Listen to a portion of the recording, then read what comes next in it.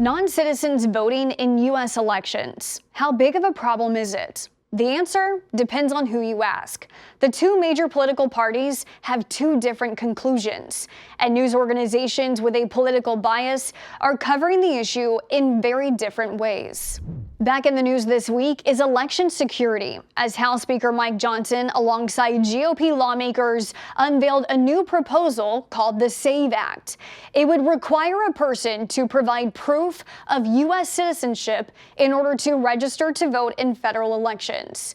Republicans argue it's to make elections more secure and to put in safeguards to ensure non-citizens can't vote.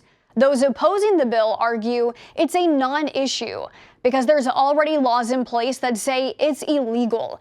And Democrats contend it's a bill to try and further fuel election fraud claims that were rampant after the last presidential election. The two sides stand in stark contrast, and that's made clear in recent headlines about non-citizen voting. News outlets with a left-leaning bias tie the SAVE Act to Trump, 2020, and portray the proposal as unnecessary. An Associated Press headline reads, "Non-citizen voting isn't an issue in federal elections regardless of conspiracy theories." Reuters says U.S. Republicans target non-citizen voting as Trump keeps up false voter fraud claims. And the Washington Post, the 2020 was stolen crew is here to stoke fears of non-citizen voters. News outlets with a right-leaning bias tie the SAVE Act to illegal immigration, bolstering the numbers of non-citizens, and portray non-citizen voting as a prevalent issue. The Federalist headline reads, "Republicans introduce SAVE Act to block illegal aliens from voting in U.S. elections." The Washington Times, "Non-citizens caught voting in U.S. elections. Here's how they did it." And Fox News, House GOP eyes election safeguards to block dangerously high number of illegal immigrants from voting. The headlines have a whiplash effect. Two very different takes on a controversial issue. Here's what we found through our own research on the topic. Is it already illegal for non-citizens to vote? Yes. The National Voter Registration Act requires a person to sign a document under penalty of perjury they are a U.S. citizen, and if they're caught lying about it, then they broke the law. Is there a federal system in place that verifies a voter is telling the truth? No. Is there proof of widespread voter fraud by non-citizens? No, but the data available is limited. A study by the Brennan Center, published in 2017 and conducted after the 2016 election, is widely cited in reports about non-citizen voting, including in the Associated Press and Reuters articles.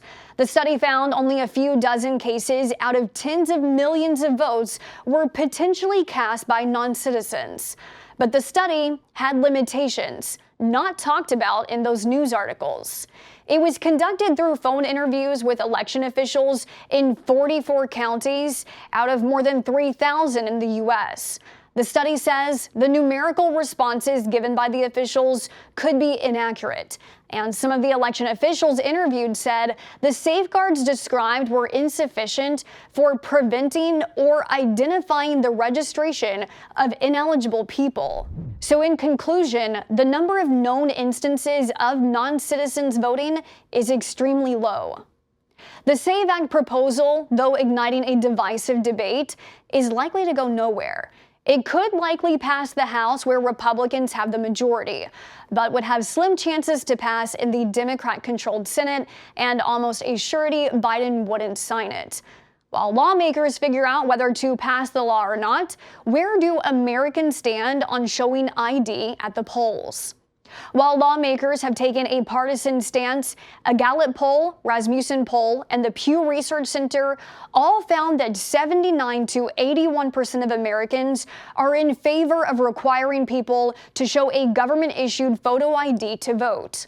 On the issue of proof of citizenship, a YouGov poll found 2/3 of Americans are in favor of it. I'm Kara Rucker. For more stories like this, you can download our Straight Arrow News mobile app or visit san.com.